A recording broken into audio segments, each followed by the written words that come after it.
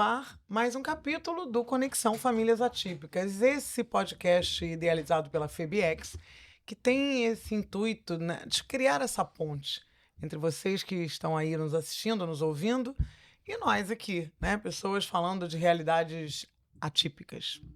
Hoje temos aqui a Fabiane Simão, mas antes de recepcionar a Fabiane, eu vou fazer a minha autodescrição. Eu sou Milva, tenho 1,70 m. Eram 2, não sei se eu já estou diminuindo. Eu sou de cor branca, eu tenho cabelo castanho, mas com luzes, né, bem pro loiro. Eu estou vestindo um vestido longo de viscose, com umas estampas em verde, nude e rosé. Um casaquinho rosé também, que agora eu tirei porque estou sentindo calor. E estou com um tênis nude. Fabiane Simão, prazer, muito obrigada por ter vindo. Se apresente. Quer dizer, não precisa se apresentar, que eu já te apresentei e vou falar um pouco de você.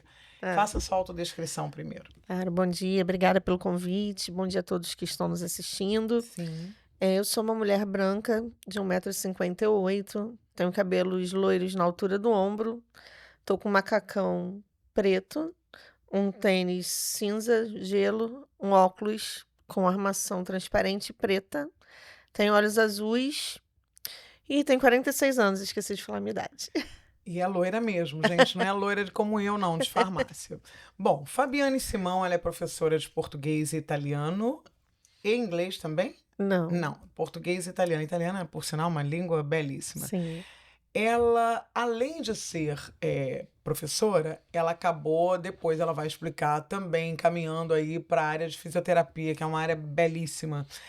Ela tem 2 filhos, o Daniel, de 10 anos, com paralisia cerebral e TEA, nível suporte 3, e tem a Mariana, de 7 anos. É casada e é isso. Bom, primeiro, e um detalhe, ela é presidente da Associação Nenhum Direito a Menos. Mas antes de falarmos sobre a atuação dela como presidente dessa associação, eu queria que ela contasse um pouquinho sobre a história dela, né? Como você... o que aconteceu na tua gestação? Fala um pouco dessa transição aí de mãe neurotípica, mãe atípica. Me fala aí, por favor. Então vamos lá. Vamos lá. Eu decidi ter minha primeira gravidez aos 36 anos de idade. Sim. Não sabia que eu tinha uma doença autoimune, né? Na verdade, sim, é um grande erro das pessoas como um todo aqui no Brasil mesmo, né? Quando a gente decide engravidar, a gente já vai logo e faz o bebê. Sim. Depois a gente cuida. Sim. Quando o certo seria a gente já procurar uma ginecologista, obstetra, né? Procurar um endócrino, fazer todo o rastreio para você ter uma gravidez segura. Não é só o pré-natal, né, que é importante. Mas, enfim, eu fui com essa concepção e fizemos um bebê. E engravidei até os 5 meses, fiz o pré-natal tudo certinho, bonitinho. Aos 5 meses eu comecei a inchar muito, a ficar muito inchada. Procurei minha obstetra falou que por conta da minha idade, teve uma questão ali etarista, sabe? Você engravidou muito, muito velha, então é normal que você tenha alguma questão, eu sugiro que você faça drenagem linfática, mas não me pediu um exame. Talvez se ela tivesse me pedido o exame de proteinúria, ela já teria visto que eu estava com um índice elevado de proteína, enfim. Eu fui piorando, até que a minha pressão chegou num nível muito alto, né? Eu fui da entrada com 18/22. Nossa, eclâmpsia, poderia ter morrido, né? Sim, e aí da entrada numa emergência que não tinha UTI neonatal. Aí falaram para mim, olha, você tá com pré-eclâmpsia, você não vai mais sair daqui. Vamos começar o rastreio para encontrar uma UTI neonatal para que você possa ficar internada nesse hospital. Você estava quantos meses de gravidez? Eu estava com 25 semanas, 5 meses. 5 meses. E aí ficou essa busca enlouquecida, porque eu tinha um plano básico, então não tinha cobertura na perinatal. Achamos um hospital que aceitava o plano em Niterói. Fomos para Niterói. Chegou em Niterói, dei entrada já quase convulsionando, porque a pressão já tinha subido muito. Começaram os protocolos que eles fazem normal para pré-eclâmpsia, né? Fizeram tratamento com bicarbonato, várias questões, corre para cá, corre para lá, surfractante para poder amadurecer o pulmão do bebê, caso o bebê precisasse nascer. E eu perdida, porque Tinha um desconhecimento, né, era totalmente ignorante na questão da prematuridade extrema. Você estava lúcida? Porque eu não entendo nada, assim, quando a pressão sobe demais, você fica lúcida? Como é que Então, funciona isso? parecia que eu estava drogada, é horrível falar isso, mas assim, no sentido de que eu tinha noção que estava acontecendo algumas coisas, mas eu não Sim, conseguia pegar todo o entorno do que estava acontecendo. Então eu tenho, assim, lapsos de memória. Por exemplo, eu lembro da médica falando para mim assim: "Ah, a gente precisa interromper a gravidez". Aí isso para mim falou assim soou assim: "Ai, meu Deus, eu vou ter que fazer um aborto para ficar bem". Mas não era isso, ela falou isso e depois ela deu uma explicação de que era necessário por conta da placenta, né, que o meu organismo estava considerando a placenta um corpo estranho, então tinha que expulsar esse corpo sim. estranho. Então, assim, eu tenho lapsos de memória do que estavam acontecendo, mas eu não me recordo, assim, exatamente o que Sim, que era o como que se que fosse um meio significava. transe, né? Eu Hã. estava ali num limiar muito como se eu tivesse colocado aquele hidrogênio, sem Sim, ficar sim, sim. estava meio assim. E aí, me internaram, eu achava que a criança não teria nenhuma possibilidade de vida, porque até então desconhecia essa questão de que uma criança com 22 semanas poderia ter, uma possibilidade viável, real de sobrevivência. Sim. Me internaram, eu fiquei 3 dias na UTI cardíaca, né, monitorada, minha pressão não estava baixando, fizeram uma ultrassonografia, viram que o bebê estava em sofrimento fetal, me encaminharam para fazer cesariana. Eu fiz a cesariana, mas eu estava muito inchada mesmo. Eu iniciei a gravidez com 62 quilos e no ápice, assim, eu cheguei a pesar 85, tanto que depois que eu fiz o parto eu voltei rapidamente para 72. Nossa, e só com 5 meses, né? Você Exatamente. ganhou 20, quase 20 quilos Foi dentro. bem no último mês, assim, bem no Sim, 5º mês sim. mesmo começou a inchar. Enfim, fizeram parto e o bebê nasceu chorando, e aquilo para mim foi estranho, porque eu falei assim: "A criança 5 nasceu meses, viva?", chorando. né, fui para o meu quarto na UTI, ele foi para a UTI neonatal, né, pra incubadora. Sim. Aí meu marido foi lá depois e falou: "Ó, o Daniel está bem, está na incubadora", fez um videozinho, eu não podia ir lá, eu só consegui ir lá, tipo, 2 semanas depois, quando eu saí da neonatal da UTI cardíaca e fui para o quarto. E foi assim que ele nasceu. Eu cheguei lá na primeiro momento, olhei ele quando eu podia, olhei e vi uma criança, não sei se você já chegou a ver um bebê de 5 meses, mas assim, ele fica meio disforme, Sim, né. não, não, nunca Ele vi. tinha pelos e tal, e eu olhei e falei assim: "Olha, essa criança não é meu filho". Aí a enfermeira: "É sim, meu marido é assim". Eu falei: "Não, não é meu filho". Aí ela falou assim: "Você pode botar a mão nele". Aí eu fui com o maior medo, assim, botei o dedo, aí ele segurou meu Frágil, dedo. né? Ah, Aí quando ele segurou meu dedo, eu falei: "Ah, ele é meu filho". Mas assim, até então eu tinha uma negação que aquela criança era meu filho. Por quê? Todas nós idealizamos a gravidez perfeita, né, sim. idealizamos, como o pessoal gosta de dizer, né, o bebê Johnson, do comercial da É, Johnson. é. E aí quando aquilo foge um pouco do nosso controle, que na verdade a gente não tem controle de nada, quando aquilo ali foge do nosso controle, a gente, a princípio, nega, né. Depois veio a parte de que eu queria botar ele dentro de mim e sair correndo de lá, né, do tipo: "Volta pra cá, pra dentro de mim e vamos pra casa". É bom você falar desses sentimentos, né, dessas coisas, Sim. porque às vezes as pessoas que nos ouvem, né, Uhum. ou que nos assistem, elas podem ter conflitos, né, e se culparem, e a Sim. gente tem esses conflitos. Muito bonita essa sua fala, pode continuar. E eu queria, a sensação que eu tinha era essa, botar ele dentro de mim e sair correndo, porque não era só ele que era prematuro. Quando nasce um bebê prematuro, a mãe também é prematura. E eu acho que esse cuidado, essa visão, ninguém tem. A visão da mãe, porque a gente não é uma mera gestadora, eu vou usar essa palavra, Sim, né? Nem gestante, mas mera gestadora. Eu não estou ali para gestar, botar a criança.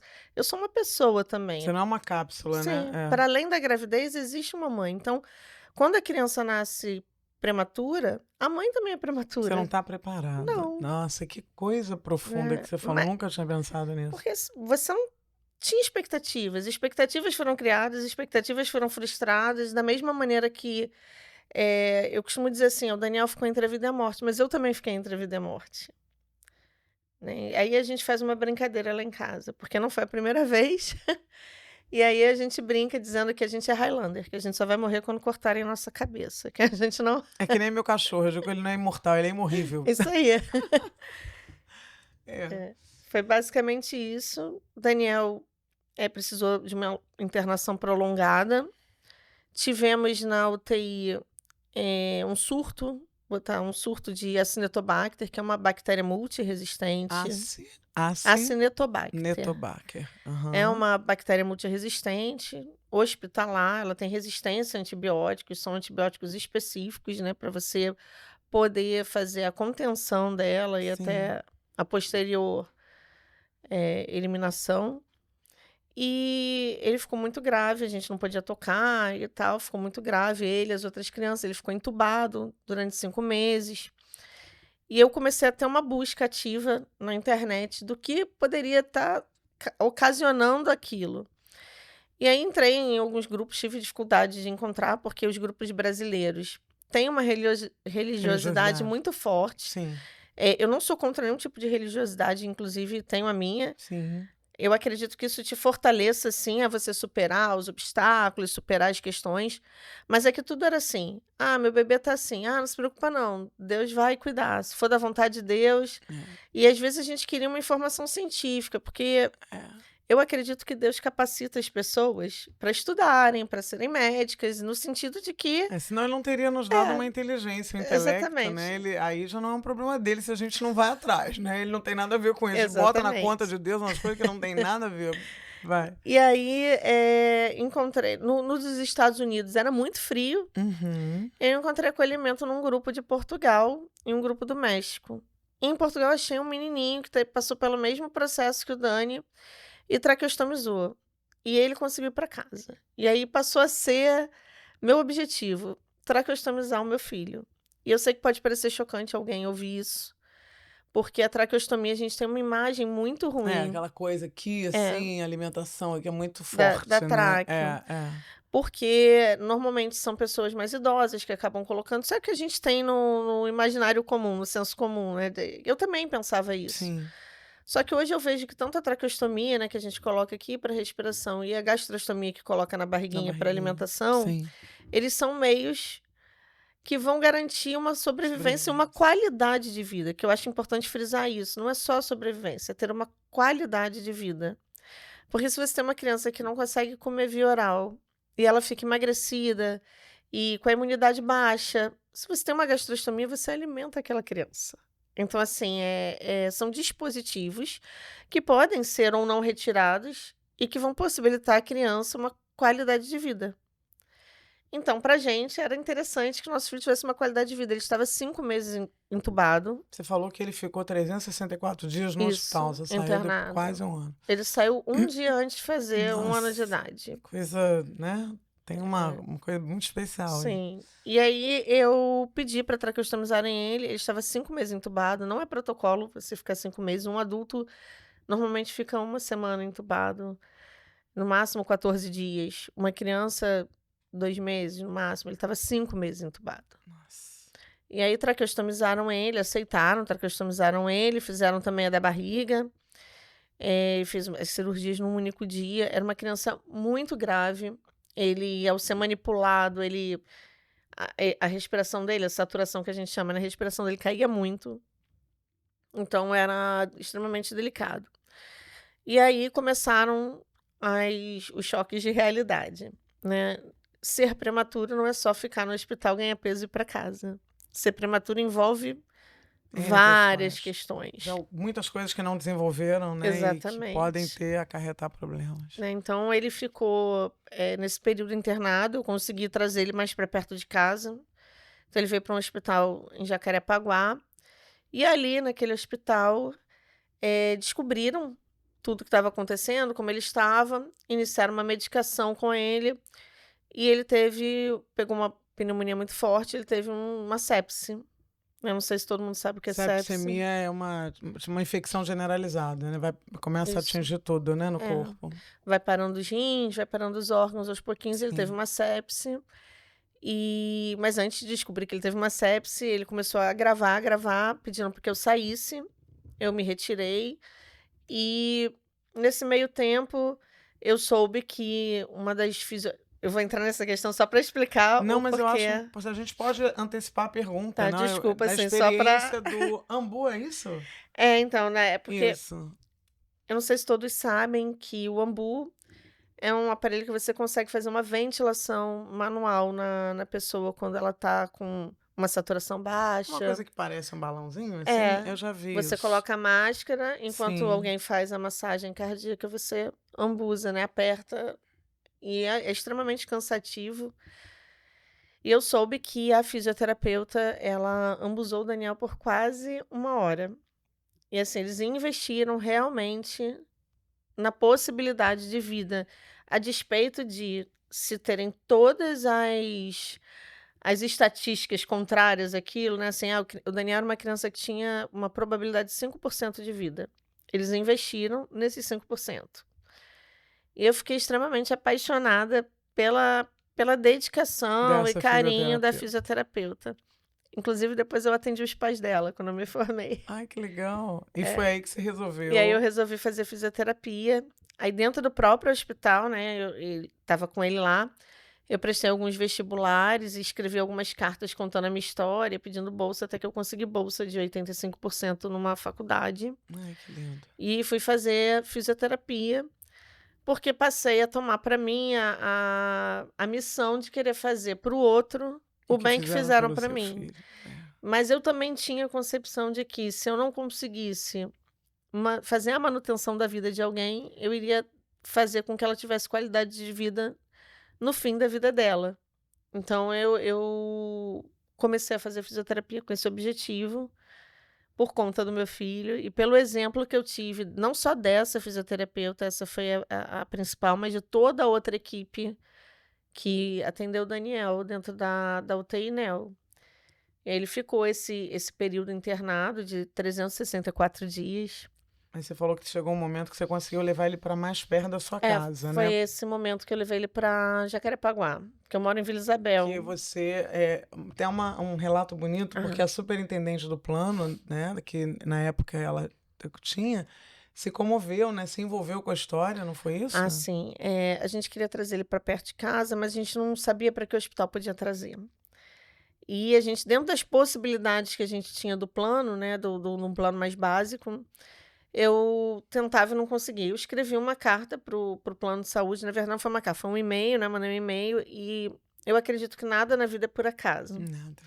Esse e-mail foi parar na mão da superintendente da área de saúde desse plano e ela ficou muito comovida com a história e nos indicou, conseguiu uma vaga na UTI de um hospital que não tinha cobertura no nosso plano. Nossa. E era um hospital, assim, renomado em Jacarepaguá e trouxe a gente para cá. E isso foi determinante para que o Daniel hoje complete 10 anos de idade, né. Então isso foi determinante para isso. E até para o teu desgaste, né? Porque imagino que Sim. você está mais próxima da sua casa, até a questão da mobilidade, isso traz um pouco mais de aconchego, né? O outro hospital a gente não tinha local para banho, não tinha assim um lugar que eles botaram, a gente dormia numa cadeira do Sim. papai.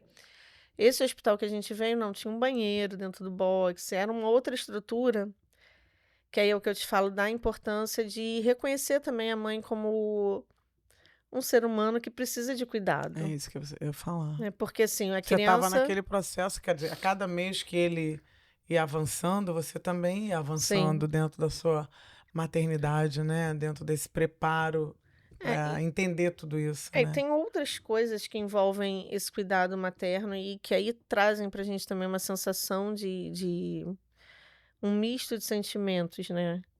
Você larga a sua vida.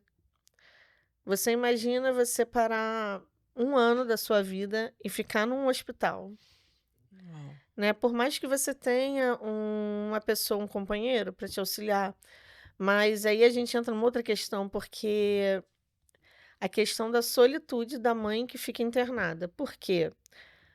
O pai, ele tem, acho que são 5 dias, né, de É, de licença. de licença É, paternidade, é. mas a maternidade não são Hum. 5 dias, É uma vida né. toda. Então, existem leis hoje que já aprovaram essa questão do pai ter benefício maior, e da mãe também poder ficar em casa recebendo no período que tiver necessidade de ficar com seu filho num ambiente hospitalar ou em outra questão, outro ambiente, por conta de saúde. Mas em 2014 não existia isso. Então o pai não podia Não, acompanhar. ele tinha que trabalhar. E No é, fim de e é semana engraçado, né? Você me falando isso, eu vou abrir um parênteses para dizer uma coisa. A gente sempre fala que os pais não têm muito essa sensibilidade, a maioria, as pessoas falam que os pais abandonam e tal. Você vê que a sociedade mesmo, ela condiciona o homem a ser apenas um mantenedor, né? sim. Não permitindo a ele que possa ter essa proximidade para Uhum, ele também ir se transformando, porque eu sempre falo que o homem ele uhum, funciona de uma outra forma, ele sim. está dentro de uma outra caixa. Então, isso é tirado dele, né? Que bom que eles estão começando a ver que o pai também precisa ter. Ele não é só um mantenedor, ele precisa estar envolvido Sim. nessa, né? A questão do que a gente chama de patriarcado, né, é uma questão É, muito sim, também enraizada, né? incentivada Incentivada. pelas políticas públicas Sim. e por toda uma consciência social que a gente tem. Então você vê, por exemplo, a questão da deficiência em si. É uma questão também enraigada, né, no nosso consciente. Eu mesma me pego tendo falas capacitistas, às vezes. Por quê? Fomos acostumadas a usar termos: "Ah, tá dando uma de João sem braço", "tá É, cego, não tá é, enxergando", "é é, retardado", é, né. é, Nós fomos acostumados a usar isso como é. corriqueiro. Tá Mas agindo isso como um idiota. exatamente, só que É. isso não é corriqueiro, isso é extremamente É que a capacitista. gente tá dando um tchauzinho pro Mário, nosso Desculpa, produtor, nosso gente. grande produtor que chegou. Sem ele nada aconteceria. E aí, a questão do patriarcado é isso, a gente cria ideias antigas que a gente não consegue abrir mão. Hoje a Sim. gente briga para quebrar esse paradigma da questão da deficiência e também briga para quebrar esse paradigma do patriarcado, né. Você vê, por exemplo, as pessoas falam assim para mim: "Ah, Fabiane, você continua casada?" "Sim." "Ah, como ele é bom, né, ele não te abandonou." Eu escutava muito isso, porque a maioria dos pais abandonam as suas esposas, suas companheiras, quando nasce uma criança com deficiência ou uma criança prematura.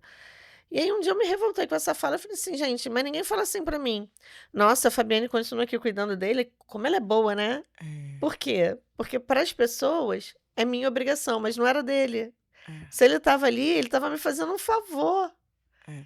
E mães também abandonam, Sim, mas né? a Mas a proporção é proporção é muito muito menor. Não, é diferente. porque eu pensei nisso assim, Sim. mas deixa eu te explicar. Essa questão da paralisia e do TEA foi por conta da prematuridade ou foi por conta desses vários acometimentos que Uhum.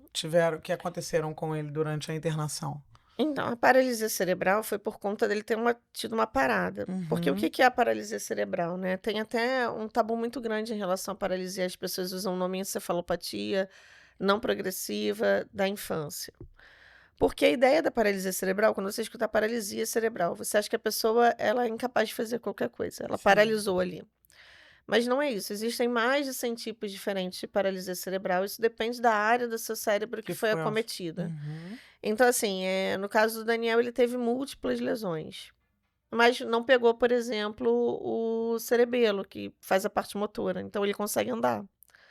Então você tem vários tipos de classificação, mas ele tem um déficit cognitivo, porque pegou o lóbulo frontal esquerdo. Então, são coisas, assim, que você vai observando. São várias coisas que podem ser como fossem lâmpadas apagando, para que as Isso. pessoas É, entendam, né? Como se fosse isso aqui tivesse um monte de lâmpadazinha e de acordo com as lesões, cada lâmpada vai apagando em um isso. lugar e atua em um lugar, né? A grande vantagem de uma criança, por exemplo, uma pessoa quando tem um AVC hemorrágico, mais velha. Por que que ele é mais difícil de recuperar do que se fosse numa criança? Porque o nosso cérebro ele tem várias, vou botar assim, várias lâmpadas dessas que não têm função. Elas existem para caso uma lâmpada apague, ele consiga Sim. fazer a função dessa outra lâmpada, ele consiga acender, Uhum. né. Mas isso você precisa de muito estímulo, muita terapia. A criança ela tem uma qualidade chamada neuroplasticidade, né, que é do cérebro, que tem uma janela até os 5 anos de idade para você investir, investir. Não significa que nós adultos não tenhamos. Temos em menor escala, né, porque a gente vai crescendo e é natural, por exemplo, a gente fica com menos água no organismo, é menos Uhum. cálcio nos ossos e é São perdas natural, naturais, né? né. Então numa criança é mais fácil de você conseguir estimular isso. E assim, a gente teve a sorte de encontrar profissionais bons, de acreditar também, né? Nós acreditamos muito. E essas lâmpadas do Daniel conseguiram acender algumas, Que bom. né? E dentro do tempo dele também, e tá tudo certo. Mas assim, eu só queria explicar um pouquinho da paralisia cerebral. E ele teve a paralisia nesse momento. A paralisia ela pode decorrer no período pré-natal, Uhum. dependendo se a pessoa foi usuária de drogas. Dando alguns exemplos, não é Tá. só isso, né? Usuária Sim. de drogas, se ela teve sífilis, se teve alguma meningite, alguma questão dessa que interferiu diretamente no feto, ou no pós-natal, normalmente por conta de hipoxia cerebral, que significa que não recebeu Oxigênio oxigênio cerebral suficiente. suficiente. Sim. Né, pode ser, nasceu enrolado no cordão umbilical, engoliu mecônio. Passou do tempo de nascer? Ficou muito tempo? Pode ser Pode ser também, também? pode. Se ele engolir mecônio, alguma questão assim, pode sim ocorrer. No caso do Daniel, ele foi no pós-natal, que foi decorrente, até os 2 anos de idade também pode acontecer, se você foi decorrente de uma. Foi no momento da pneumonia, né? No momento da sepse, ele Da teve uma sepse, parada isso. cardiorrespiratória. E nesse momento, a oxigenação cerebral dele foi insuficiente, então ele desenvolveu a paralisia. A questão do TEA, existem estudos hoje comprovando que a grande maioria, na grande maioria é exagero, mas que uma boa Uma boa parte parte. é de pessoas que têm deficiência cognitiva e paralisia cerebral, elas têm também o TEA. Qual a grande discussão disso?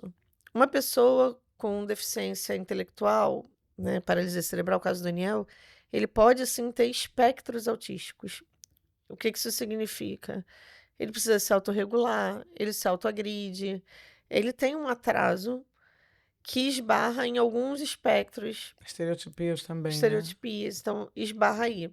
Então, o autismo do Daniel não é o diagnóstico principal dele. Ele tem o autismo como uma comorbidade em consequência de tudo que ele sofreu durante a internação da prematuridade extrema.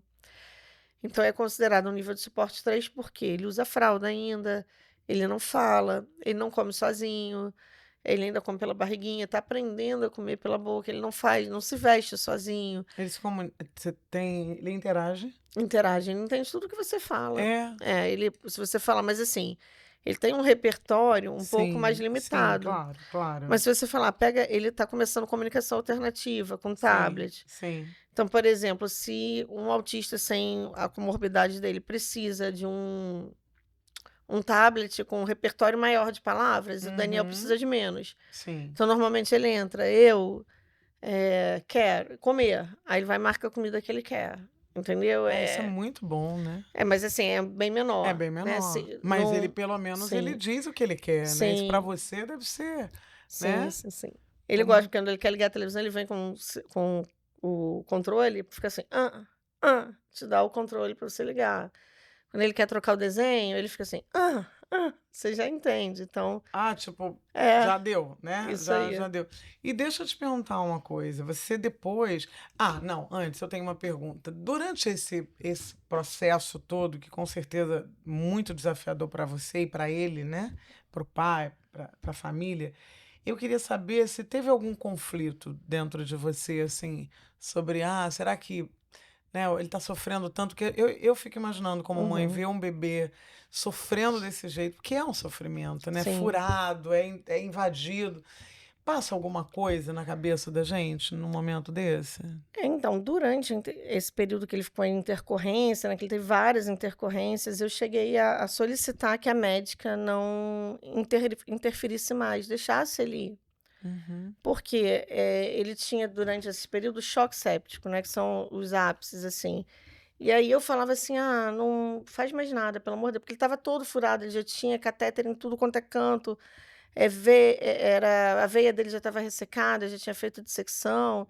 Então eu pedi, e aí ela falou para mim: "Fabi, eu não posso fazer isso, porque eticamente É um juramento, né? eu É não lutar pela posso". vida até o último instante. E aí ela falou assim: "Vamos fazer o seguinte, eu vou fazer". Porque ele já estava com eles chamam de submáximo, né, eles botaram uma dosagem de medicação acima do que é preconizado Sim. naqueles casos. E aí ela falou assim: "Se ele não voltar, a gente volta a conversar sobre isso". Aí ele voltou. Tanto que ela encontra comigo ainda hoje em dia, ela fala assim: "Olha, imagina se eu não tivesse investido né? Mas eu já me questionei, sim, algumas vezes, se ele é feliz, se vale a pena você realmente investir, o que que advém disso no futuro, né? Eu me questiono muito sobre isso, principalmente quando eu vou em algumas médicas que falam assim: ah, a gente não deveria investir em crianças com menos de X semanas, Sim. né? Até porque, por exemplo, em países europeus, você não investe em criança com 22 semanas, você coloca ela na incubadora, oferta todo o conforto, mas se ela sobreviver, ok, se não sobreviver, ok também, porque existe. Isso é muito nosso do brasileiro, né? A gente é muito emotivo, É. não é menos frio. Porque o que que advém de você ter uma criança com deficiência? É um investimento muito maior do que numa criança que não tem deficiência nenhuma. Porque é um mercado, infelizmente, falar isso é muito triste, mas é um mercado. Se eu vou comprar uma faixa para você, para te fazer uma mobilização, é um preço X. Se eu for comprar a mesma faixa para o Daniel, porque tem um nome específico, de repente um elástico um pouquinho maior, ela já é R$ 150, Ah, a mesma a mesma faixa? faixa, né? Nossa. Então, assim, você tem uma faixa usada para drenagem, você acaba adaptando, né? Então, uma cadeira de rodas é o preço de um carro, dependendo da cadeira. 31.000 uma cadeira de rodas, ralé, vamos botar assim, né? E dependendo da necessidade da criança, o SUS oferece? Oferece. Mas não é uma cadeira extremamente especificada. É uma cadeira para você botar e levar a criança. É ruim? Não. Mas ela poderia ter muito mais autonomia. Então, assim, é um mercado. Todo mundo ganha dinheiro com a gente. Com exceção dos planos de saúde, que dizem que a gente é um prejuízo. É, Todo mundo ganha. eu vou interromper um pouquinho, porque Hum. você, como presidente da associação Nenhum Direito a Menos, deve estar engajada nessa questão dos planos de saúde, né? A questão do Uhum. embargo e tal. Teve a CPI, que Sim. foi motivada pelo deputado Fred Pacheco. Em que pé está isso? Como é que está para as pessoas que têm Uhum. curiosidade? Então, a associação ela foi criada a princípio por responsáveis de crianças com deficiências variadas, todos os tipos de deficiência, paralisia cerebral, Sim. autismo, síndrome de Down, enfim, e foi doenças raras. Só que, a princípio, é porque assim, a história é muito. Começou pequenininho, eles começaram a fazer o cancelamento unilateral dos planos de saúde, e nós nos reunimos e vimos a importância de ter uma associação. Já existia como um coletivo, mas a gente resolveu fazer uma associação. E nesse momento a gente travou até conhecimento com o deputado Fred Pacheco, né, que ele abraçou nossa causa.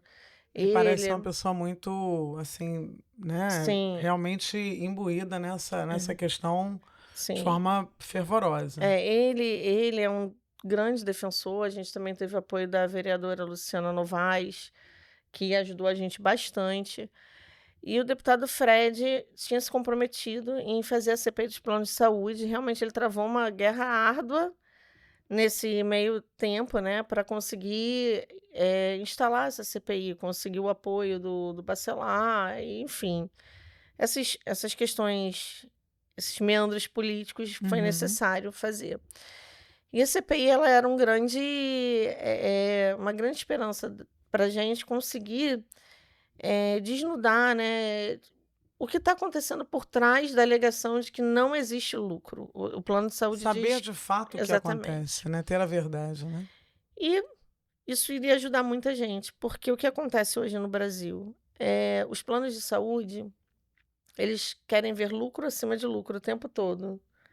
E aí, eles criaram estratégias para que isso acontecesse. Começaram com nós, conosco, né? Conosco, Não, né? não tem problema. As crianças com deficiência, alegando que nós damos muito prejuízo. Quando eu falo nós, é porque eu me considero a voz do meu filho, tá, Sim, gente? Então, claro. alegando que nós dávamos muito prejuízo com os tratamentos, com as terapias de reabilitação. Começaram a estender isso para idosos, né? Porque idosos têm uma necessidade de uso mais constante dos Contínuo, planos de né? saúde. Sim. Depois estenderam para pessoas em tratamento de câncer e assim foram fazendo. Alegaram que não tinham seleção de carteira. Mas se você seleciona uma carteira estudantil, você sabe quem você está cancelando, Sim. né? Então, começaram assim, nós começamos a fazer um barulho. Eles fizeram um acordo com Arthur Lira, portas fechadas, sem participação da comunidade, da sociedade civil, um acordo de boca.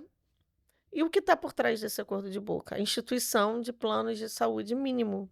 O que são esses planos de saúde mínimo? Você vai falar assim para mim, Fábio, mas isso já existe. São aqueles planos que você vai, tem direito à consulta, tem direito a exames, mas você não tem direito à internação. O que existe hoje são contratos de saúde. Determinada clínica te oferece um contrato de saúde. Você assina, você tem direito àquilo que está ali naquele contrato. Você está vinculada à clínica, À não clínica, ao plano exatamente. como um todo. Isso aí. O Nossa. plano de saúde, fazer isso, vai contra a questão do rol ser exemplificativo. Na verdade, seria a instituição de rols taxativos exclusivos. Se eu chego lá e assino com um plano de saúde, aquilo ali é um contrato, eu estou amarrada naquilo ali, eu não vou poder, vou até poder judicializar, mas o juiz não vai te dar ganho de causa porque você assinou Você um assinou, contrato. é. E aí, qual é a ideia deles? Pegar você, botar ali, precisa de uma cirurgia? De caminho para o SUS. Só que como vai ser essa regulação para o SUS? Eu chego lá, o presidente da Inés usou o seguinte exemplo. Uma mãe tem um filho muito gripado, muito resfriado, aí ele vai, nesse plano que ele consegue pagar, vê lá o que tem, e ele impede que essa criança piore e necessite ser hospitalizada. É bom para a família, é bom para o plano, é bom para todo mundo. Ok, eu uso um outro exemplo. Cheguei lá com uma pancreatite supurada, estourada, preciso de uma cirurgia de emergência. Cheguei lá, fizeram tudo, atestaram, mas eu não tenho direito à cirurgia. Aí eles vão me regular para o SUS como se tem outras pessoas na fila do SUS esperando. Essa Aí, mesma regulação, só que pelo SUS, exatamente. Só que o que eles vão fazer? Como é emergência, eles vão fazer a cirurgia dentro do hospital. E depois eles vão cobrar do SUS. Então, olha a jogada deles. Eles vão fazer um plano mais barato, falando que eles estão democratizando o acesso ao plano de saúde para toda a população que não tem dinheiro. Então, em vez de você ter uma pessoa hoje pagando, sei lá, R$600, vamos dar um exemplo, você vai ter 10 pagando 180. Eu tô te dando um exemplo, assim. Desses 10 pagando 180, você não é obrigado a dar tratamento de reabilitação, você não é obrigado a fazer cirurgia. Você vai lá, atende o cara, às vezes até por teleatendimento. E aí você ganha dos dois lados. Porque aí Exatamente. depois, por exemplo, ele joga para o SUS para, por exemplo, fazer a cirurgia. Aí o Sim. SUS vai ter que repassar para eles o valor dessa cirurgia. Só que Mas você o paga. SUS já tem um déficit, Sim. né? E aí como é que vai ser? Quer dizer, não vai todo mundo morrer. Deus, Mas é vocês me isso. Mas essa é a perdoem, mas é intenção. uma questão de raciocínio lógico, Essa é a intenção. né? E eles vão ganhar, o plano vai ganhar da sua mensalidade 180, vai ganhar do SUS, você vai pagar R$180 e você vai pagar seu imposto também. Ou seja, o plano ganha 2 vezes. Você paga 2 vezes. Mas vocês não ganham 2 Exatamente. vezes e nem acho que nenhuma, né? Sim. Entendeu? Então, assim, essa é a grande jogada dos planos de saúde. E aí, o que eles fizeram em relação à CPI? Quando eles viram que a coisa estava tomando um vulto, né, a gente está fazendo uma pressão, nós entramos com mandado de segurança contra o Arthur Lira no STF para poder abrir a CPI nacional. E quando eles viram que ia dar problema, eles entraram com um pedido de medida cautelar para suspensão da CPI aqui do Estado do Rio, alegando que não era de competência do Estado. E ia ser julgado o mérito desse pedido online. Eles espertamente solicitaram que fosse presencial. Só que a desembargadora que está à frente entrou de férias em outubro. Então seria julgado agora. Só que agora vai ter G20, vai ter um monte de coisa, depois vai ter recesso. Então, assim, eu não sei como vai ficar a CPI dos planos de saúde. Disso, né? Exatamente. Mas, assim, eles alegaram que a CPI estava causando danos irreversíveis à imagem dos associados dele, Abrange, e dos planos de saúde. É uma exposição. O que eu entendi é que havia uma exposição para os planos de saúde, isso ele não... Sim. Mas aí a exposição das vidas, né? Onde é Não, que isso não tem ficamos? preço. Complicado, né, Fabiane? Infelizmente. Deixa eu te perguntar. Claro. Você teve logo depois a Mariana, né? E o que antes disso, quando você falou do seu conflito em que em algum momento você questionou, né, se deveria ou não, isso é muito bom, gente, para que vocês possam pensar, se em algum momento, sem culpa, que às vezes acontece, porque as pessoas são humanas, né? Por isso são pessoas humanas. Então, pessoas humanas, não é, Rodrigo? Tá errado ou tá certo? Tá Não, certo. tá certo. Então, a gente passa pode passar, né? Permitido que dentro do seu coração algumas vezes venham alguns questionamentos que incomodam, né? Eu mesmo, como mãe neurotípica, às vezes eu olhava pro meu filho e falava, meu Deus, eu uma vez disse isso, eu tenho vontade de atirar ele daqui, porque ele Sim. tinha vários problemas de saúde. Chega uma hora que você tá num nível de estresse, então você fala, pô, quero tirar essa criança daqui, né? Aí Uhum. o pediatra disse, que bom que você tem essa coragem de externar isso, porque a maioria das mães sentem, só que elas se culpam e não falam. Externar é até melhor, Oh, porque porque você externa, sai, passa, acabou passa e isso. E aí, Hum. quando você engravidou novamente, Uhum. você ficou receosa? Você teve todo um preparo? Você fez essa investigação? Não. Olha, Não. tá vendo? Não. Não, eu não fiz a investigação, porque ainda não tinha essa consciência Tá, plena. do que você tem O hoje. que eu fiz foi o seguinte, eu decidi engravidar porque eu gostaria que meu filho tivesse uma Uma amiga. amiga, claro. E porque eu tive uma experiência muito ruim também no outro hospital, Sim. né, eu conheci o caso de uma família que na verdade uma criança com síndrome de Down e todo o pacote que vem, né, questão cardíaca, enfim, ele era bem acometido, que a família abandonou ele no hospital, e o hospital permitiu que ele ficasse lá e quem cuidava dessa criança eram as enfermeiras e os médicos do hospital. Quantos aninhos? Ele foi abandonado acho que com 8 anos, ele morreu com 14 anos no hospital. Nossa. E isso foi uma coisa que mexeu muito comigo, porque eu não sabia para onde vão essas crianças, né, depois que nós partimos. E E também aí não podemos julgar os pais, né? sim, Ninguém pode julgar ninguém, né? então, mas isso é uma coisa que mexeu comigo. Eu falei Nossa, assim: "Olha, imagina. eu quero ter outro filho". "Ah, Fabiane", as pessoas falam: "Mas ela não tem obrigação". Eu sei que ela não tem obrigação, mas eu quero ter um outro filho, quem sabe? Pelo É. menos minimamente, no dia que eu partir, de repente faço uma previdência privada para ele, eu tenho um privilégio de poder fazer, nem todos têm, É. infelizmente. E aí ela não usa esse dinheiro para botar ele num lugar legal, visite, enfim, né. Aí o meu marido falou: "Tá, vamos ter outro filho", aí tivemos, só que como eu tive o problema, eu decidi procurar uma hematologista, em gravidez especificada especialista em gravidez de risco. E aí comecei a tomar heparina, injeção de heparina, porque acharam que eu tinha lúpus, né, eu sou bem vermelhinha, É, então branquinha, né? achava que era lúpus, mas não tinha como identificar, porque durante a gravidez os hormônios mudam muito. Sim. E aí conseguimos levar a gravidez da Mariana até as 38 semanas e meia, a Mariana nasceu de uma cesárea, nasceu super bem. Eu que comecei a ter complicações no pós-parto dela, um mês depois eu tive uma trombose venosa cerebral profunda, que como se fosse, né, não estava entrando, então fez tipo um coágulo. E eu fiquei internada 2 meses, e aí eu fui diagnosticada com SAF, que é Que uma é a é, autoimune que que é você a síndrome falou. do antifosfolipídio, que a grosso modo, ela não tem determinadas proteínas que fazem a cascata de coagulação sanguínea, então meu sangue ficava grosso, né, como as pessoas falam, entupiam, artérias cerebrais, enfim. Mas a gente foi diagnosticado, eu fui diagnosticada e consegui, fazer o tratamento disso e superar essa fase aí difícil também, mas eu tive 5 AVCs, eu tive até diagnosticar, até fechar o quadro, foram transitórios. Eu consegui recuperar também com terapia ocupacional, fisioterapia, Nossa. mas é isso, assim, Mariana nasceu com uma missão que, se ela quiser aceitar, será bem-vinda. No início foi bem difícil, porque ele tinha ciúmes dela, e ele puxava o cabelo dela e tal, e ela, por sua vez, não entendia por que que ele era mais velho do que ela e precisava de mais atenção do que ela. Então, desde os 2 anos, eles fazem Terapia. terapia. E ajudou muita coisa. Hoje em dia a Mariana tá com 7 anos, é uma das melhores amigas do Daniel.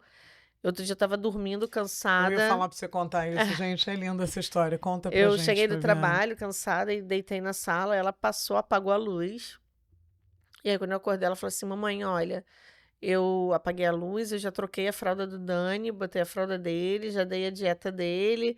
Ela já tinha feito tudo dele. Aí falou assim pra mim: "Ó, mas eu não sei se eu limpei ele direito não, tá, porque ele fez cocô". Eu limpei do meu jeito. Falei: "Não, filha, tá ótimo". Ela lê pra Nossa. ele dormir, ela é uma parcerona, assim, ela defende ele, não deixa ninguém falar. Teve uma amiguinha dela foi lá em casa uma vez, ela falou assim pra Mariana: "Eu não gosto do seu irmão, eu acho ele feio.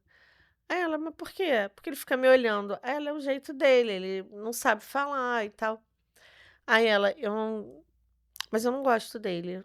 Aí ela falou assim: "Então você vai sair da minha casa agora, porque ninguém fala mal do meu irmão". Me fez ligar para a mãe da garota para pedir para buscar a menina, e ela não fala Assim, com a menina. que compreensão, É, né, porque eu acho que deve trazer uma maturidade também para a sim, criança, né, porque ela acaba sendo colocada numa situação em que eu acho que expande. sim, Certamente ela vai acionar alguns lugares que outras crianças de 7 anos que têm aquela vida tipo, é comum, né, de uhum, brincar só e tal, e não vê alguma coisa que demande a ajuda dela também. sim, Isso vai criar um ser humano muito lindo. tomara. Ah, com certeza. E quando você fala desse vínculo, isso é possível sim, porque eu tenho uma irmã e ela me ajudou a criar, né, eu sou mais nova que ela, 12 anos. Uhum, E eu vou te dizer que ela é o meu amor, é o meu maior amor, assim, depois do meu filho e da mãe que eu perdi, e eu tenho certeza que se ela, em algum momento da vida dela, né, por eu estar numa situação um pouco mais confortável, uhum. eu sempre digo para ela: "Eu vou cuidar de você quando você estiver mais É, velhinha", porque é isso, e eu sou mais nova que ela, 12 anos. sim.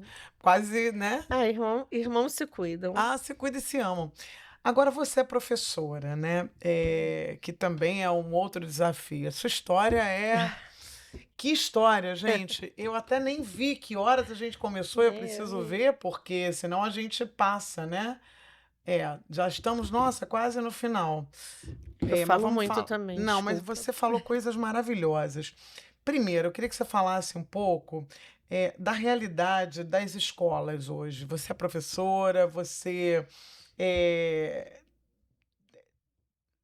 assim, teve contato certamente Uhum, com, não sei se você já esteve em sala de aula, sim. você já me contou que teve.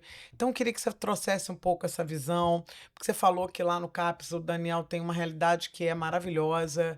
E qual é essa diferença para as escolas particulares, até mesmo as Uhum, particulares, que acho que evitam até dar desconto, e tem sim. várias questões que eu queria que você falasse pra gente. O Daniel estuda no CAP da UERJ, Sim, e a proposta do CAP da UERJ é um pouco diferenciada, porque lá ele não fica com uma mediadora, ele fica com uma professora da educação especial, que a gente chama de AE.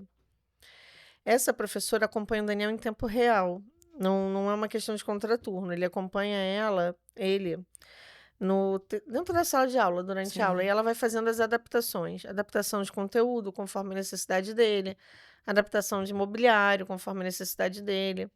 E ela fica com 2 crianças apenas em sala de aula, crianças que eles veem, assim, uma criança que precisa de mais suporte, uma criança que precisa menos suporte, é tudo pensado pelo pedagógico. Tem também uma enfermaria, onde ela consegue trocar a fralda, onde consegue fazer a alimentação. A mãe não tem a necessidade de ficar dentro da escola. Eles dão todo o suporte. Isso. Agora, na escola municipal, estadual, você depende de um mediador. Esse mediador, ele normalmente é uma pessoa que está numa graduação mais voltada na área, sei lá, uma biologia, história, não precisa necessariamente ser pedagogia e letras, você pode estar dentro da área de licenciatura.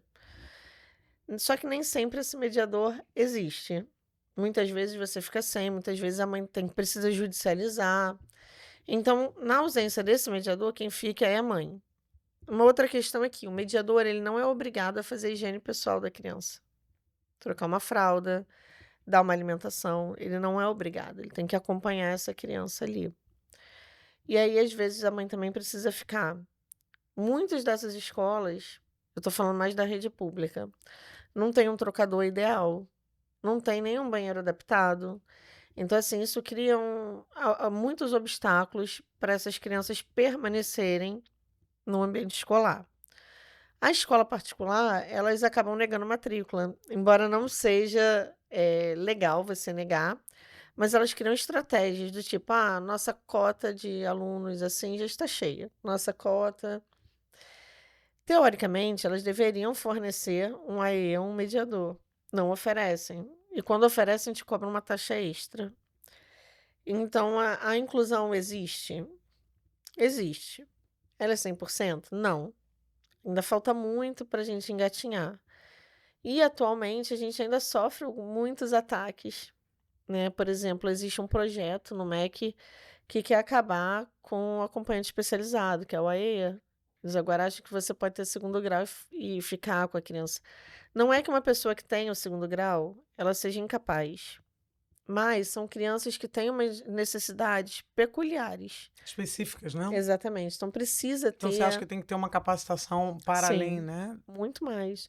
Daí também precisam estudar toda a estrutura, né? Uma sala de aula com 25 alunos, uma única professora. Como você vai botar várias crianças com algum tipo de deficiência? Muitas dessas crianças têm deficiência e não são diagnosticadas. Se não são diagnosticadas, eles não oferecem um mediador.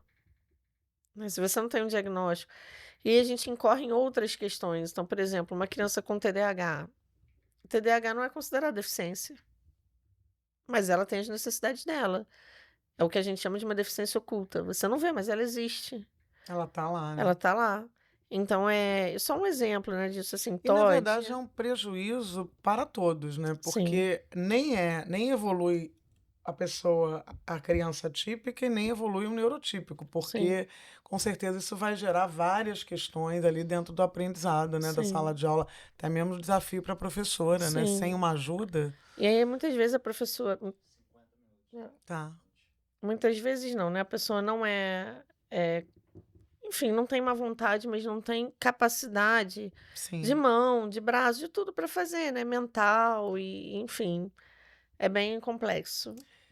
Olha, eu gostaria de falar com Fabiane por mais 2 horas, porque ela é uma pessoa com uma experiência e com uma fala de muita propriedade. Parabenizo. Até Obrigada. em alguns momentos a gente fica sem saber se ela é professora, se ela é médica, se ela é fisioterapeuta. Ela abrange assim, todos os leques. Deve ser uma pessoa muito estudiosa e eu parabenizo Pena. por Você isso. pode ficar? Posso. Não? Deixa eu perguntar se ela pode esperar aqui a Mara. Tá. Aí a gente.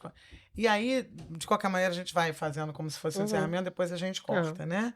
E aí eu queria que você falasse, deixasse uma mensagem para as pessoas, né? O que você Claro. gostaria de dizer para essas pessoas que nos irão assistir ou ouvir? Que a deficiência não é um fim em tudo, né? A deficiência é apenas uma característica da pessoa, né? Como, enfim, várias pessoas têm características, né? Você falou assim, você fala bem. É uma Isso, característica, né? Como se Tá, a tá. deficiência é como se é apenas uma característica da pessoa. Então a pessoa é uma criança, né? Ou é um jovem, ou é um adulto, ou é um idoso, que precisa de auxílio para determinada coisa. Esse auxílio pode ser uma cadeira de rodas, esse auxílio pode ser uma professora especializada, esse auxílio pode ser um andador. Isso não determina quem a pessoa é. A deficiência não é determinante de quem a pessoa é. A deficiência tem que ser vista como lá atrás. Vamos botar assim, eu tenho uma pessoa aqui e essa pessoa ela é sorridente, essa pessoa é amigável, essa pessoa é empática e lá embaixo essa pessoa tem uma deficiência. É como a depressão, por exemplo. Você Sim, não pode rotular uma pessoa que toma, de repente, um medicamento antidepressivo e achar que aquela pessoa é o tempo todo melodramática, sim, vitimizada, chata. Não, até porque existem várias formas de manifestação da depressão. exatamente. Então, eu acho que é isso, né? Um olhar mais abrangente, você está falando. Olhar tem uma música do Los Hermanos que fala assim que a estrada vai além do que se vê, É né? verdade. Então assim, a pessoa ela vai além do que se vê, né? A deficiência, vou botar assim, a deficiência da pessoa é além do que se vê. Ela tem que estar lá embaixo. A pessoa é o que importa, né? O indivíduo, o ser humano, o cidadão brasileiro, sabe? Como a gente costuma falar nos planos de saúde, nossos filhos não são carteirinhas. Nossos filhos são seres humanos. E aí, para além disso, é uma coisa que eu acho importante também das pessoas refletirem sobre o que você falou. É natural que tenhamos dentro de nós sentimentos conflitantes, né? Nem todo mundo é 100% bom, nem todo mundo é 100% mal. Né? Uma vez eu fui sair de casa, a Mariana falou assim para mim: Mamãe, você volta que horas? Eu falei: Eu volto daqui a 7 anos. Porque eu queria 7 anos de paz. Porque ter filhos é difícil, viver a Sim, maternidade típica, atípica, é sim, difícil. sim. Então, assim, eu não me sinto culpada por pensar nisso. Eu não me sinto culpada de um dia falar assim: olha, hoje meu filho não vai para terapia. porque eu não tô bem, eu preciso dormir, eu tô cansada, eu trabalho, então não vou poder levar ele. Achei muito interessante quando você chegou, que a gente antes de começar a entrevista, porque eu sempre chego aqui com sono, né? Sempre com a sensação de que eu queria dormir um pouco mais. Acho que eu chego sempre, quando eu acordo, eu tô com essa sensação, porque a gente faz muitas coisas, né? Sim.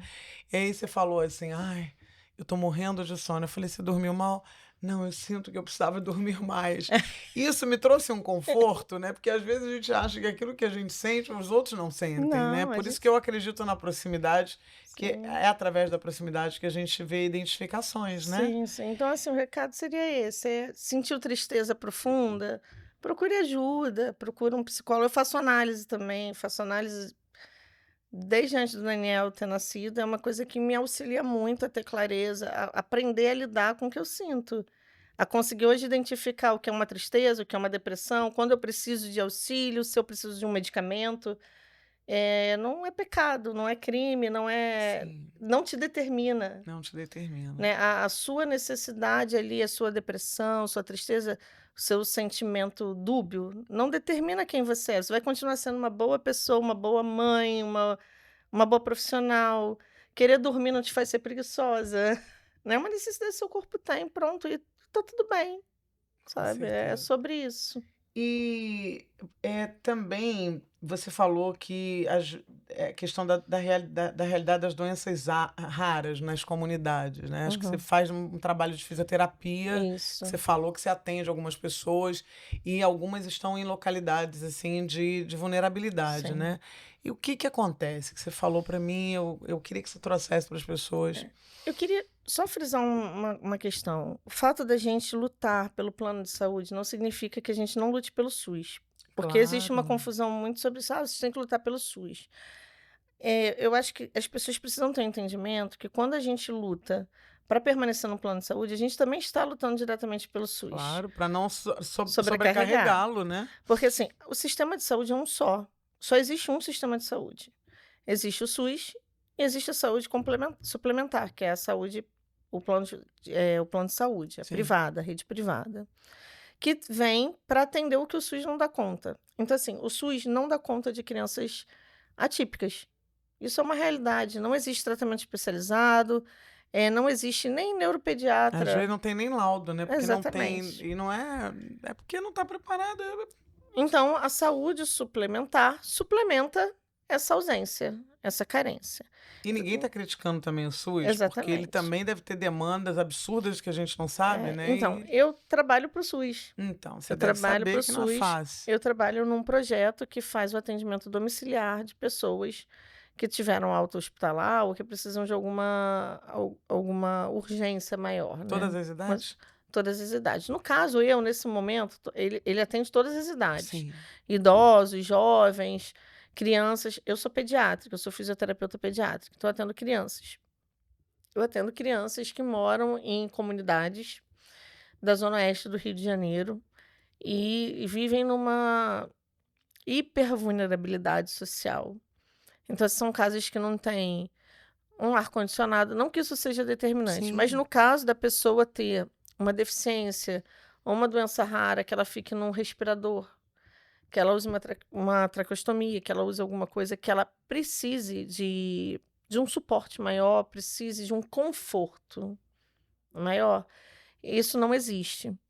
Para além disso, existe uma ignorância no sentido de desconhecimento do que deve ser feito.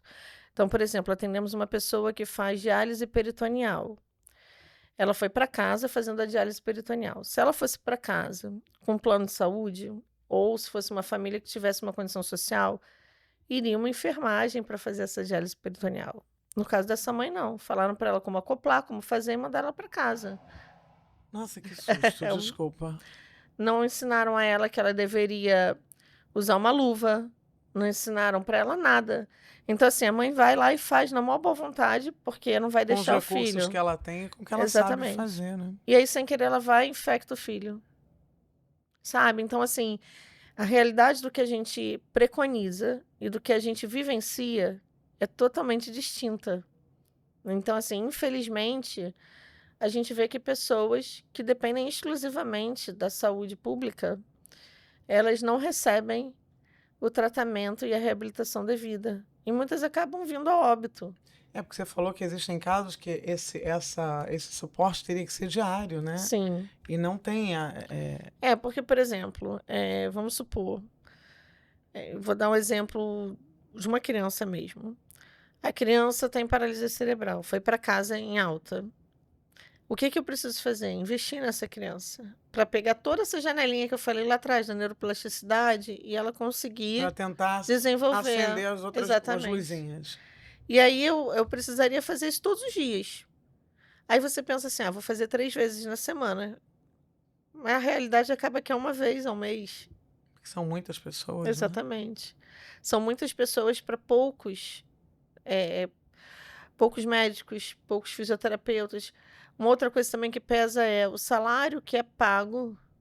Por quê? Nós não somos concursados, nós trabalhamos em OS. Então, o salário que é pago ali é um salário menos atrativo do que se você atender particular. Então, você não consegue profissional. Você não consegue profissional qualificado. Você não consegue. Então, assim, o exercício da saúde pública, quem exerce saúde pública tem que exercer por amor. Porque, assim, financeiramente, você teria um retorno muito maior trabalhando por conta própria. Vamos botar assim, né? Então, isso é uma barreira que a gente encontra, um entrave que a gente acaba encontrando para poder efetivamente trabalhar com essa criança, evoluir essa criança. Um outro exemplo para as pessoas que ficam mais perto da realidade delas. Palpável, né? Um senhor teve um AVC. Ele vai precisar de reabilitação constante, porque eu vou precisar mandar a informação para o cérebro dele que ele precisa executar determinada função. E aí, se eu mandar hoje, voltar daqui a 3 meses, se for uma casa que faz, né, que pega, porque a gente dá as orientações, se for uma casa que realmente faz, a maioria não faz. Não por má vontade, mas porque tem que trabalhar. Tem que acordar às 3 da manhã para sair lá da Zona Oeste para chegar no centro da cidade, Sim. ou na Zona Sul. Sim. Então, é uma realidade que a gente vive, é um choque que a gente recebe, né? Quando você vê que você tem direitos que outras pessoas não têm. Né? E não é só uma questão de trabalhar, porque muitas dessas pessoas trabalham muito. E você até falou, falando nessa questão de trabalho, que eu fiquei assim chocada, que você disse que, por exemplo, uma mãe que ela agrega o valor do BPC Loas, né? Ela serve quentinha para poder Isso. arrecadar uma renda, né? Para poder cuidar dos seus filhos ali com as demandas que tem. E ela não pode, porque ela perde não pode ter MEI, né? Não isso. tem, você falou isso. Tem a porque, questão da assim, Bolsa Família também, que isso. perde. Como é que é? Eu não sabia disso. Como é isso? Se ela abrir um MEI para fazer uma. Porque, assim, normalmente, por que você vai abrir um MEI? Para poder declarar, para poder ter direito, né, Sim. numa aposentadoria, por mínima que seja. Mas se você abrir um MEI, eles consideram um MEI como se você fosse uma microempresária.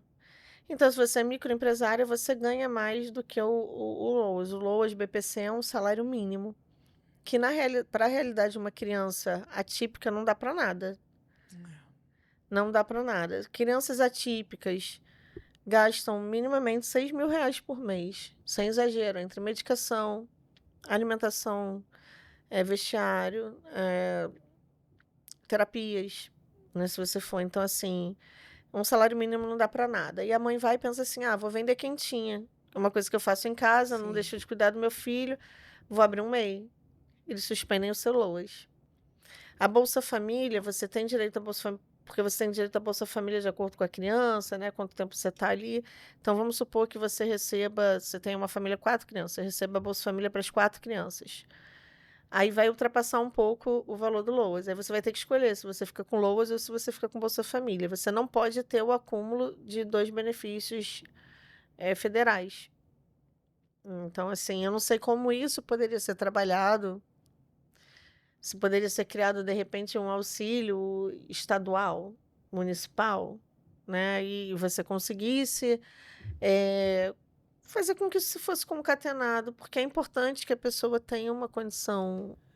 Porque eu fico Ali. imaginando, se você não tem condição de gerir, né, a vida dessa criança, dessa pessoa, desse idoso, de quem quer que seja, essa pessoa não vai ter uma sobrevida menor, né? Sim. Eu acho que Não sei, eu sou uma ignorante, né? É. Não sou médica e tal, mas eu imagino que quanto mais bem tratado, mais bem alimentado, estimulado, Sim. ela até para ser incluída na sociedade, que as pessoas não pensam isso a longo prazo, né? Uhum. Porque a gente tem que cuidar e inserir essas pessoas, capacitar essas pessoas, torná-las aptas Sim. a estarem aí na sua luta diária também, porque de alguma forma, acho que não sei se foi com você que nós falamos, essas pessoas, como é que vai ser para oferecer previdência para todo mundo, né? Como é que vai ser para você dar uma aposentadoria, por exemplo, para todo mundo, se essas pessoas não forem tratadas com a devida dignidade para que elas possam ser incluídas, né? Nem todas serão. Nem todas serão. Por exemplo, o Daniel, eu não tenho expectativa de que ele vá conseguir desenvolver alguma atividade laborativa. Mas tem outras pessoas que poderiam, Sim. não é? No caso, assim, é importante essa pontuação, mas nem todos Nem serão. todos, sim, claro, cada um Por dentro mais da que sua realidade. tenha o melhor Estímulo, melhor tratamento. estímulo. Sim. Mas por conta das suas características não Sim, conseguirão sim, ser absorvidos, vamos botar assim, né? Sim. E há que ser respeitado. Sim. E há que ser também preservada a dignidade dessa Isso. pessoa. Porque não foi uma escolha dela, Sim. né? Seu filho não escolheu nascer de 20 e poucas semanas, né? E a gente precisa olhar para ele e dizer, né? Ele precisa ter a mesma dignidade que eu e você, por que não? É um dos princípios do SUS que a gente vê e que eu fico triste que eu acabo não vendo acontecer na vida de todo mundo, que é o princípio da equidade, Sim, né? todos têm o mesmo direito. Sim, o princípio da equidade, na verdade, é assim, todos nós temos o mesmo direito, mas a equidade, ela vai além disso. Vai além. A equidade é eu fornecer a você meios para que você tenha, dentro da sociedade, os mesmos, as mesmas condições de estar onde eu estou. As mesmas oportunidades, Exatamente. né? Sim. Né? Então, é isso que me dói, que eu não vejo a equidade na vida de todo mundo. Né? E não é por culpa delas. Sim. Ninguém escolhe isso, Exatamente. né? Qual é o trabalho? Quem quiser conhecer um pouco sobre a associação Nenhum Direito a Menos, eu queria que você falasse o que vocês estão fazendo no momento, como é que chega até lá, quem quiser se engajar, quem quiser participar, quem quiser ter um suporte, a importância das instituições e a importância também que a gente conversou no nosso papo foi sobre a atuação do pai, né? Que você falou que a importância da família, né? Sim. Aí são essas 3 coisas para a gente finalizar. Eu entendo família de uma forma diferenciada, né? Sim. Não só como pai, mãe. Família pode ser tio, primo, namorado, marido, Exatamente. sei lá, o que não Eu interessa. entendo família como um núcleo que acolhe. Sim, exatamente, Né? que Isso cuida. Exatamente. núcleo Pode ser um que cuida. núcleo de 2 Sim, pessoas, de uma. pessoas do mesmo sexo. Eu entendo assim, eu não tenho claro. essa questão. Claro. A importância de você ter um suporte, né? Eu fui criada só pela minha mãe, pela minha avó, pela minha tia, né? Meu pai não foi uma pessoa presente. Eu posso falar assim, eu tenho coisas hoje que eu me sinto deficitária, de exemplos que eu não tive. A gente, claro que corre atrás, mas assim, qual a importância principal da família dentro da realidade de uma família típica? É dividir tarefas. Sim. Porque uma pessoa sozinha surta. Então, a divisão de tarefas é importante. Vou dar um exemplo. Ontem eu fui trabalhar. Meu filho não está bem, está doente.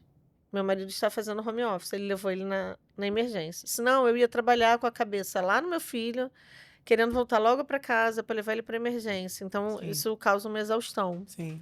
Então, essa é a principal importância. E o afeto, né? O afeto, o exemplo, tudo isso faz muita diferença na vida, porque eu posso hoje não entender o que o Daniel entende, mas eu sei que ele entende muita coisa. E eu quero que ele aprenda isso da melhor maneira possível, seja lá como isso for funcionar dentro dele. Sim. Né? Da instituição, vou emendar para a gente, porque eu Isso, falo muito, né? A gente fala bem, então. A instituição, a Associação Nenhum Direito a Menos hoje, ela luta por todos os direitos das pessoas com deficiência, qualquer deficiência. Não apenas em relação à parte do plano de saúde, mas também em relação à inclusão escolar, em relação à inclusão no lazer. E a gente está sempre disposto a ouvir. Né? É um trabalho voluntário, ninguém Qual é o recebe Insta? nada. é @associação nenhum direito a menos .oficial. É tudo junto.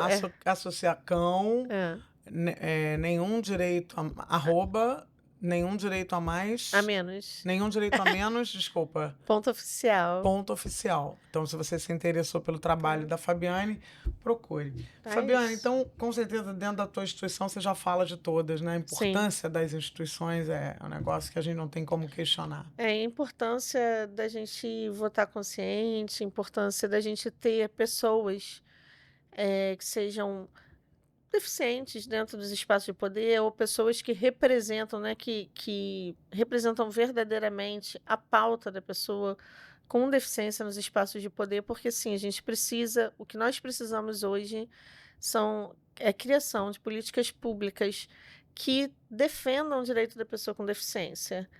Né? Isso são coisas a longo prazo, mas a gente precisa de pessoas no espaço para defenderem a criação desses direitos públicos, para quiçá um dia o SUS ser essa potência que ele é no papel. Com certeza. E a gente possa, desculpa o termo, dar um chute na bunda dos planos de saúde e desse capitalismo desenfreado. Fabiane, eu quero agradecer Obrigada. a sua vinda até aqui. Você deixou seu filho, você falou que ele não está bem, teve essa disponibilidade. Quero agradecer mesmo. Foi uma aula pra gente. Eu que Quero agradeço. agradecer a você que vai ouvir ou que vai nos assistir. E quero dizer que essa é a nossa proposta. Trazer ensinamentos como esses, riquíssimos da Fabiane hoje. Muito obrigada e até o próximo episódio. Obrigada.